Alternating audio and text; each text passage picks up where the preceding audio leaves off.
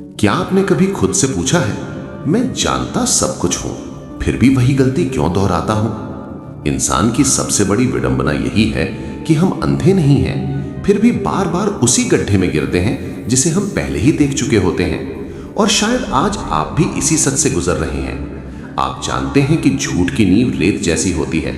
आप जानते हैं कि धोखा किसी और को नहीं बल्कि अपनी ही आत्मा को दिया जा रहा है। फिर भी दिल और दिमाग की उस लड़ाई में आप वही रास्ता चुन लेते हैं जो आपको पतन की गहरी खाई की ओर ले जाता है।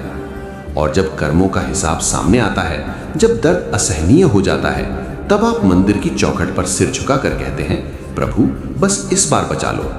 लेकिन सच ये है कि समस्या आपकी गलती नहीं, समस्या वे वासनाएं और मोह के वो अदृश्य धागे हैं जो आपको हर बार उसी कीचड़ में खींच लाते हैं।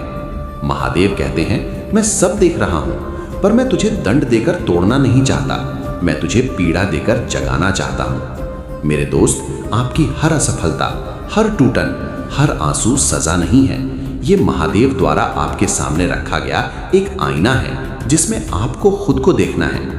आप बार बार वही ठोकर इसलिए खाते हैं क्योंकि आपने उस सबक को अब तक स्वीकार नहीं किया है।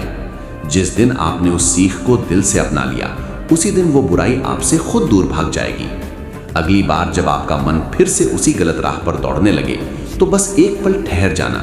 क्या आपको भीतर से एक धीमी सी आवाज सुनाई देती है जो कहती है रुक जा? वो आवाज आपकी नहीं, स्वयं महादेव की चेतावनी है।